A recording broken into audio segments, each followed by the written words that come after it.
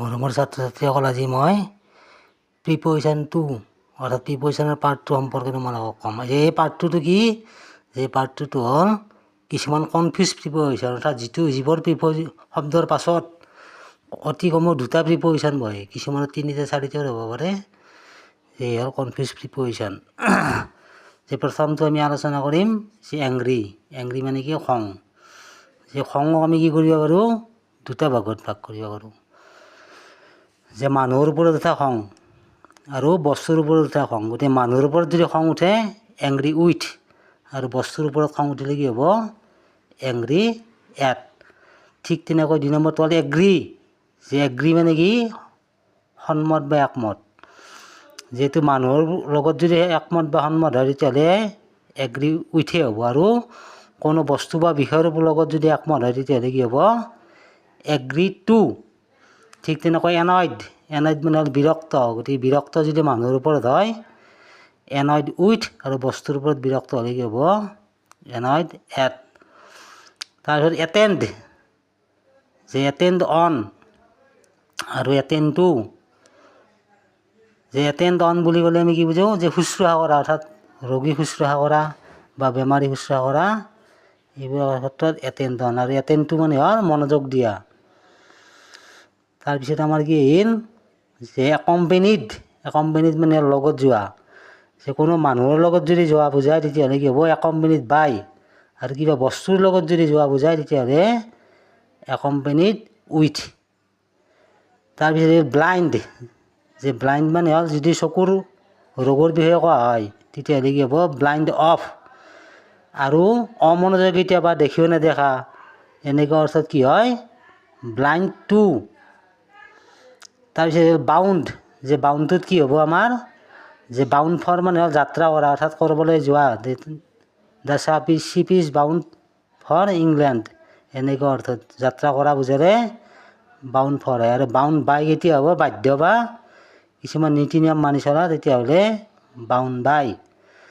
তাৰপিছত হ'ল কম্পেয়াৰ। যে কম্পেয়াৰ মানে হ'ল তুলনা কৰা। যদি আমি একে জাতীয় বস্তুৰ মাজত তুলনা কৰোঁ কম্পেয়াৰ উইথ, আৰু বেলেগ বেলেগ বস্তুৰ মাজত যদি কম্পেয়াৰ কৰোঁ, তুলনা কৰোঁ, কম্পেয়াৰ টু।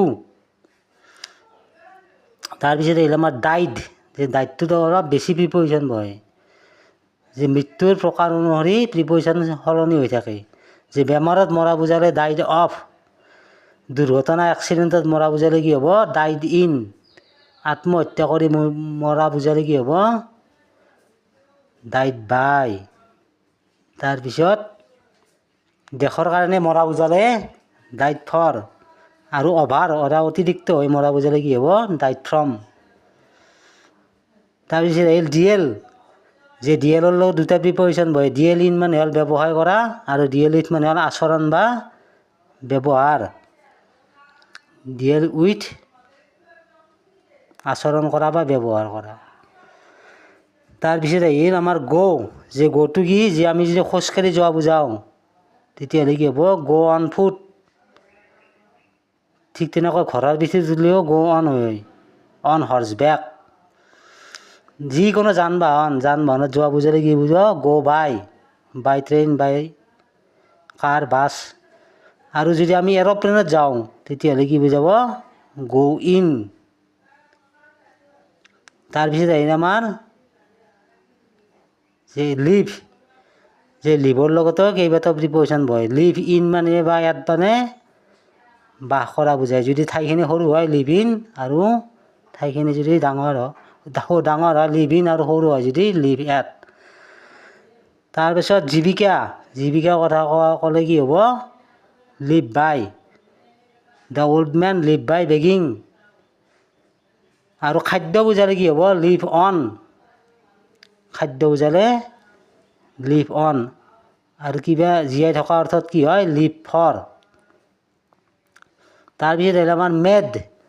যে আমি মেড মানে এটা বস্তুৰ পৰা এটা বস্তু বনাওঁতে যদি বস্তুটো সম্পূৰ্ণ সলনি হয় তেতিয়াহ'লে মেড ফ্ৰম হয়।